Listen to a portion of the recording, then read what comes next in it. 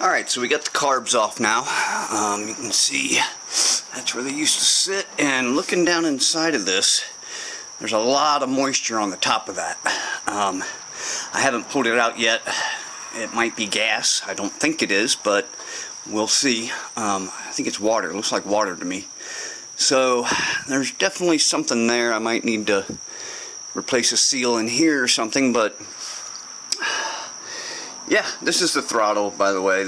I realized there are no butterflies on it. This is what I was feeling, which is the main pin there, and so that wasn't moving up and down at all.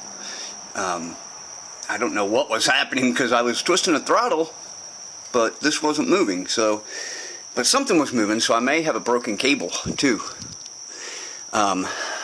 So we'll look at that. And then if you look at the other one, this one has some kind of, let's see if I can get a good view on it here, some kind of wax buildup in it. You can see it over there at the top. I have no clue what that is. So we're going to have to tear this all apart and figure out what's going on. But that's it. There's the carbs right there. I've never worked on these kind of carbs. That's why I didn't realize they didn't have butterflies. They don't at all, it looks like. They just go straight through.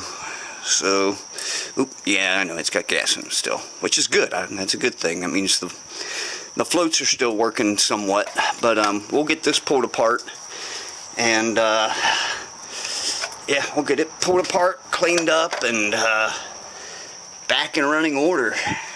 It looks pretty nasty on several parts, so this definitely needed to be done. You can see there's a lot of varnish on the needle there. So that's your main needle. Yeah, so that's where we're at.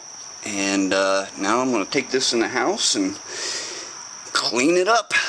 And that's where we're at.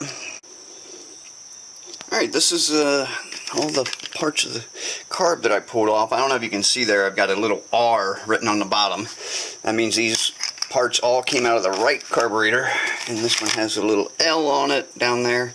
That means these all came out of the left. I want to try to keep everything back on the side that I took it off of, just in case anything has settled in and you know, made it up to another surface really well. I'm not going to disturb that. So I'm trying to keep those separate. That way when I put them back onto the carbs here, they're all going right back into the exact same spot they came from, and nothing got side switched. So that's where we're at, and I'm going to take them in the house.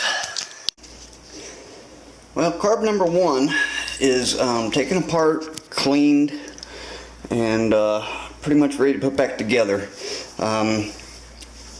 And I didn't see any orifices that were clogged up or anything. Everything looked great. It looked nice and clean in there. I took some pictures beforehand that I'll try to incorporate into this video. But yeah, everything looked nice and clean on the inside. You can see nice and clean. That's almost exactly how it looked when I pulled it apart. So I mean, I'm happy about that.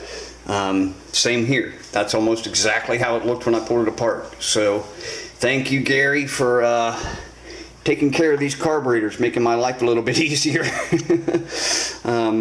I've never worked on these types of carbs. They're extremely simple compared to what I'm used to, which is the Honda Keens and things like that. And you got your basic float and your jets, and that's the one with the bar on it there. That's the choke.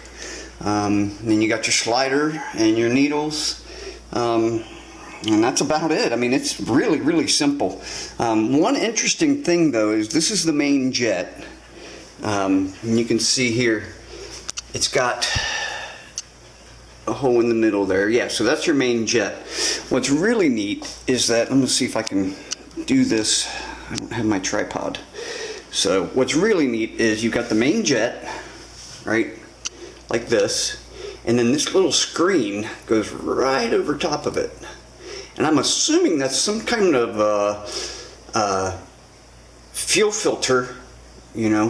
That's the only thing I can guess, because what happens is, right, it sucks it up through here out of the bowl and then shoots it up into the carb. So I'm guessing that's like a little screened filter, which is pretty neat. I can't get a good light on it, Yeah, there you go. I've just never seen anything like that. So, interesting.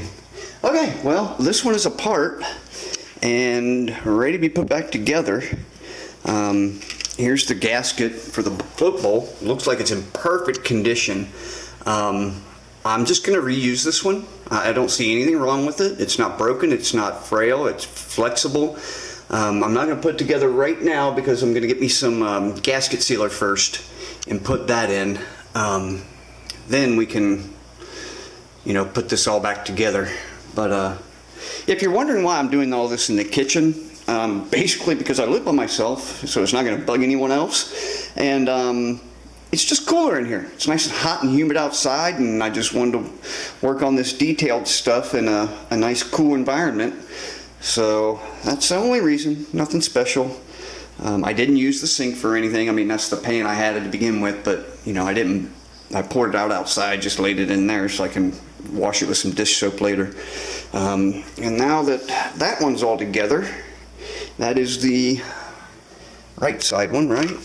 Yeah, you can see my little R at the bottom down there. So this is my right side, and now this one will be my left side.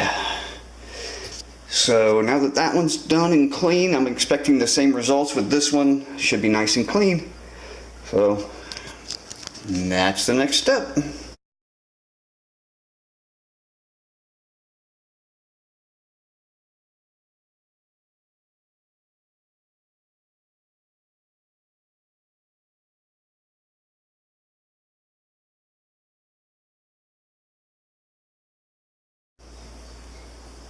I forgot one last thing on the main needle here for the throttle. At first I thought you could see that dark spot right there.